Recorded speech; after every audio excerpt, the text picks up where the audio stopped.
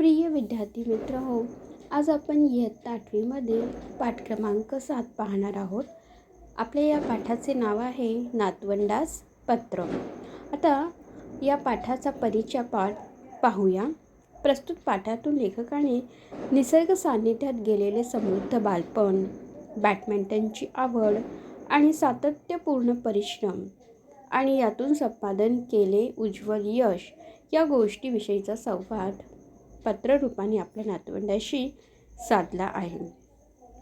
काय सांगण्यात आलेलं आहे आपल्याला परिच्छेदामध्ये, तर लेखकाने त्यांचे गेलेले समृद्ध परिपूर्ण असे बालपण, त्यांची बॅडमिंटनची आवड आणि सातत्यपूर्ण परिश्रम करून संपादन म्हणजेच मिळवलेले भरघोस असे यश याचा उल्लेख त्यांच्या नातवंडांना पत्र स्वरूपाने पाठवलेला आहे, सांगितलेला आहे. आणि हा पाठ आजी आजोबांचे पत्र या पुस्तकातून घेतलेला आहे. चला तर मग धड्याची सुरुवात करूया. आणि आजोबांनी पत्रामध्ये नातवंडास काय सांगितलेलं आहे, त्यांच्या यशाची पायरी त्यांनी कशी गाठलेली आहे, या सर्व गोष्टी आपण पाहणार आहोत. ओके. आणि त्यातूनच त्यांनी नातवंडास काय बोध घेण्यास सांगितलेलं आहे, कोणत्या प्रकारचे मार्गदर्शन केलेले आहे तेही आपण पाहूया. प्रिय उद्धव, मेघा, मिहिका व जान्हवी, अनेक आशीर्वाद. कितीतरी मनात येते की तुम्हा चौघाबरोबर बसून तुमच्याशी मनसोक्त गप्पा माराव्यात. मी माझे बालपण कसे घालवले ते तुम्हाला सांगावे. माझे शाळा कॉलेजातले दिवस कसे होते ते सांगावे आणि पुस्तकातून, मित्रांकडून व शिक्षकांकडून मी काय काय आणि कसे कसे शिकलो हे सांगावे. आणि सगळ्यात महत्त्वाचे म्हणजे माझ्या आईवडिलांकडून, तुमच्या पणजी पंजोबांकडून, त्यांच्या मायेतून मी काय शिकलो हेही तुमच्याशी बोलावे. आता आजोबा पत्राद्वारे त्यांच्या चारही नातवंडांना काय सांगत आहेत की मला नेहमी असे वाटते तुमच्याबरोबर मनसोक्त गप्पा माराव्यात. माझे बालपण कसे गेले, माझी शाळा कॉलेजातले दिवस कसे गेले, मित्रांकडून, शिक्षकांकडून, पुस्तकातून मी काय काय शिकलो आणि सगळ्यात महत्त्वाचे म्हणजे आईवडिलांकडून, पणजी पंजोबांकडून, त्यांच्या मायेतून मी काय शिकलो हे तुमच्याशी बोलावे. या सगळ्या गोष्टी आजोबांना त्यांच्या नातवंडांना सांगायच्या आहेत आणि त्यांनी तसं पत्रात लिहिलेलं आहे. पुढे पाहूया. पण प्रत्यक्षात तुमच्याशी बोलताना मोकळेपणाने मनासारखे बोलता येतेच असे नाही, म्हणून वाटले की तुम्हाला हे पत्र लिहावे. पण आजोबा काय सांगतायत की प्रत्यक्षात तुमच्याशी बोलताना मोकळेपणाने मनासारखे बोलता येतेच असे नाही, म्हणून मला काय वाटलेलं आहे तर तुम्हाला पत्र लिहावंसं वाटलेलं आहे. म्हणूनच आजोबा त्यांच्या नातवंडास काय लिहित आहेत, पत्र लिहित आहेत. ओके. मी शिकायला सांगलीला होतो. सांगली हे महाराष्ट्रातले एक गाव आहे. आमच्या शाळेला खूप मोठे मैदान होते आणि त्याच्याजवळच एक बाग होती. आम्ही तिथे मनसोक्त खेळायचो, हुंदडायचो, झाडावर चढायचो. पाऊस आला की त्यात चिंब भिजायचो. निदान सुट्टीमध्ये तरी तुम्ही तुमच्या मोठ्या शहरातून बाहेर पडून थंड हवेच्या गिरिस्थानावर किंवा छोट्या गावी गेले पाहिजे. पक्ष्यांचे चिवचिवणे, थवे न्याहाळणे, तसेच जंगलातील विविध पशूंचे आवाज ऐकणे हा मोठा मजेशीर अनुभव असतो. आता आजोबा पत्राद्वारे मुलांना सांगत आहेत की ते शिकण्यासाठी सांगलीला होते. सांगली हे महाराष्ट्रातलं एक छोटेसं गाव आहे आणि त्याच्या शाळेजवळच मोठे मैदान होते. त्यामध्ये बाग होती आणि तिथे ते मनसोक्त खेळायचे, हुंदडायचे, झाडावर चढायचे. पाऊस आला की त्यामध्ये चिंब भिजायचे. आणि पुढे ते काय सांगत आहेत नातवंडास की निदान सुट्टीमध्ये तरी तुम्ही तुमच्या मोठ्या शहरातून बाहेर पडून थंड हवेच्या ठिकाणी या, गिरिस्थानी म्हणजे पर्वतावरती या, बाहेर पडून थंड हवेच्या गिरिस्थानावर किंवा गावी गेले पाहिजे असा सल्ला ते त्यांच्या नातवंडास पत्राद्वारे देत आहेत. पक्ष्यांची चिवचिवणी, थवे न्याहाळणे, तसेच जंगलात विविध पशूचे आवाज ऐकणे हा मोठा मजेशीर अनुभव असतो असे कोण सांगत आहेत, आजोबा त्यांच्या नातवंडास सांगत आहेत. ते सल्ला देत आहेत की तुम्ही घराबाहेर पडा, गावी जा, पक्ष्यांना निहाळा, थवे निहाळा, जंगलात विविध पशूंचे आवाज ऐका. हा सर्व जो अनुभव आहे तो कसा आहे, खूप मजेशीर आहे. तुम्ही घरामध्ये कोंडून राहू नका. मोकळे आकाश, वाहती नदी आणि झाडे आपल्यासाठी गमतीचा नजरानाच असतात. त्याची मजा तुम्ही लुटली पाहिजे. पुढे ते काय सांगत आहेत की मोकळे आकाश, वाहती नदी आणि झाडे आपल्यासाठी गमतीचा नजरानाच आणत असतात. म्हणजे किती गंमत आहे, काय काय आहे हे पाहण्यासाठी तुम्ही काय केलं पाहिजे, तर अशा ठिकाणी, मोकळ्या ठिकाणी, नदी, पहाड या ठिकाणी तुम्ही गेले पाहिजे. त्याची मजा तुम्ही लुटली पाहिजे. आणि आजोबा काय सांगत आहेत, तर या सगळ्या गोष्टींची तुम्ही काय केली पाहिजे, तर मजा लुटली पाहिजे, आनंद घेतला पाहिजे. पुढे आजोबा काय लिहित आहेत, माझ्यापुरते बोलायचे तर मी अभ्यासामध्ये काही फारसा चांगला नव्हतो. मला खेळायला मात्र आवडायचे आणि बॅडमिंटनची आवड मला लहान वयातच लागली होती. निरनिराळे चषक व ढाई घेतलेले माझे कितीतरी फोटो तुम्ही पाहिले आहेत ना. सातत्याने परिश्रम करूनच मी विजेता खेळाडू होऊ शकलो. आंतरराष्ट्रीय सामन्यात आपल्या देशाचे मी प्रतिनिधित्व केले. मला अर्जुन पुरस्कार मिळाला. आता आजोबा पुढे काय सांगत आहेत मुलांना, तर मी काही अभ्यासामध्ये चांगला नव्हतो, पण मला मात्र खेळायची आवड होती. बॅडमिंटनची आवड मला होती आणि लहान वयातच त्यांनी अनेक चषक व ढाली मिळवलेली आहेत, म्हणजे बक्षिसं मिळवलेली आहेत. आणि ते सातत्याने परिश्रम करून विजेता खेळाडू झालेले आहेत. आंतरराष्ट्रीय सामन्यात त्यांनी देशाचे प्रतिनिधित्व केलेले आहे आणि अर्जुन पुरस्कार देखील मिळवलेला आहे.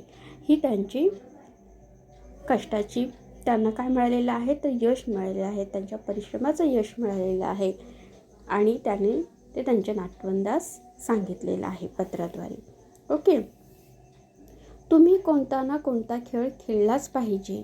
मग तो क्रिकेट, टेनिस, बॅडमिंटन असा तुम्हाला जो कोणता आवडत असेल तो खेळ असू दे. खेळ खेळल्यामुळे आपल्याला आयुष्यात शिस्त येते. आता आजोबा काय सांगत आहेत, तर तुम्ही जसे आजोबा बॅडमिंटनमध्ये अगदी परिपूर्ण आहेत, तसेच ते नातवंडास सल्ला देत आहेत की तुम्ही कोणत्या ना कोणत्या खेळामध्ये परिपूर्ण असले पाहिजे, तुम्हाला आवड असली पाहिजे.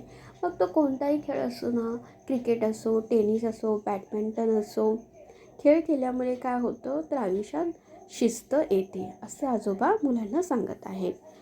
कोणत्याही प्रसंगाचा सामना कसा करायचा, अगदी हरावे लागले तरी कसे हरायचे, ते खेळ आपल्याला शिकवतात. आजोबा पुढे काय सांगतायत, तर शिस्त तर लागतेच, प्लस कोणत्याही प्रसंगाचा सामना आपण कसा केला पाहिजे, आपण हरत असलो तर ते आपण कसं हरलं पाहिजे, हे सगळं आपल्याला खेळामार्फत शिकता येते. जिंकलो तर जिंकण्याचा आनंदही मिळवून देतात आणि आपण जिंकलो तर खेळ आपल्याला जिंकण्याचा आनंद देखील मिळवून देतात. त्यामुळे कोणता ना कोणता खेळ तुम्ही नक्कीच खेळा. त्यातून तुमचं आयुष्य काय होणार आहे, पूर्णपणे बदलणार आहे. पुढे आजोबा काय सांगत आहेत, प्रत्येकाने दररोज काहीतरी व्यायाम केलाच पाहिजे.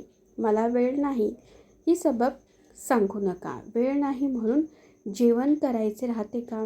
आजोबा पुढे काय सांगता आहेत, गेम तर खेळा, तुम्ही कोणता ना कोणता खेळ खेळा, शिवाय तुम्ही तुमच्या आयुष्यामध्ये व्यायाम देखील केला पाहिजे.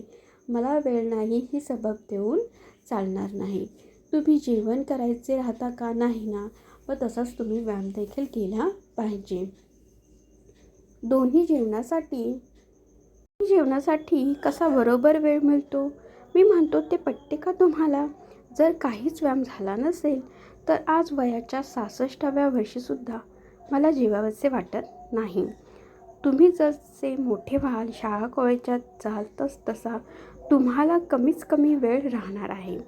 पण तरी तुम्ही व्यायामासाठी 2 तास काढलेच पाहिजेत. मग तो व्यायाम खुल्या मैदानावरील असो, एखाद्या क्लबातील असो किंवा खास व्यायामासाठीच असलेल्या जिममधला असो. आता आजोबा इथे मुलांना काय सांगत आहेत की तुम्ही 2 वेळच्या जीवनासाठी कसा तुम्हाला वेळ मिळतो. मी म्हणतो ते पटते का तुम्हाला. जर काही व्यायामच झाला नसेल तर वयाच्या 66व्या वर्षीसुद्धा आजोबांना जेवावंसे वाटत नाही. आणि पुढे आजोबा काय सांगतात की जसजसे तुम्ही शाळा कॉलेजात जाल तसतसं तुमच्याकडे वेळ कसा राहणार आहे, कमी राहणार आहे. पण व्यायामासाठी तुम्ही 1-2 तास काढलेच पाहिजे. मग तो व्यायाम तुम्ही खुल्या मैदानामध्ये करा, एखाद्या क्लबमध्ये करा किंवा खास व्यायामासाठीच असलेल्या जिममध्ये जाऊन करा. पण तुम्ही व्यायाम हा 1-2 तास केलाच पाहिजे असे आजोबांचे म्हणणे आहे आणि ते मुलांना पत्राद्वारे सांगत आहेत. आता पुढे आजोबा काय सांगत आहेत ते पाहूया. आयुष्यातील प्रत्येक गोष्ट शाळा कॉलेजामध्ये शिकून येत नसते, होय ना. म्हणून तुम्ही जसे मोठे व्हाल तसे तुम्ही स्वतःचे शिक्षक व्हा. टेनिसमध्ये एखादा चेंडू रेषेच्या आत आहे की बाहेर आहे हे आपणच पडताळून पाहतो आणि त्याप्रमाणे तो खेळायचा की सोडून द्यायचा हे ठरवतो ना. तसेच प्रत्यक्ष आयुष्यामध्ये देखील आपल्याकरिता चांगले काय आणि वाईट काय हे तुम्हाला कळले पाहिजे. म्हणजेच तुम्ही स्वतःवर अवलंबून राहायला शिकले पाहिजे, स्वावलंबी झाले पाहिजे. आता आजोबा मुलांना काय सांगत आहेत की प्रत्येक गोष्ट ही शाळा कॉलेजामध्ये जाऊन शिकता येते असे नाही. जसे तुम्ही मोठे व्हाल तसे तुम्ही स्वतःचे शिक्षक बना. टेनिसमध्ये एखादा चेंडू रेषेच्या आत आहे की बाहेर आहे हे आपणच पडताळून पाहतो आणि त्याप्रमाणे तो खेळायचा की सोडून द्यायचा हे ठरवतो ना.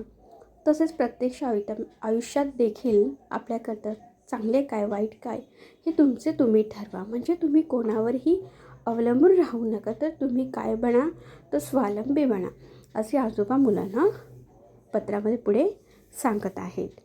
आता आपण 3ऱ्या सहस्त्रामध्ये प्रवेश करत आहात. संपर्कामध्ये दळणवळण आणि संदेशवहनाचा आवाकाही वाढतो आहे. आता आपल्या घरी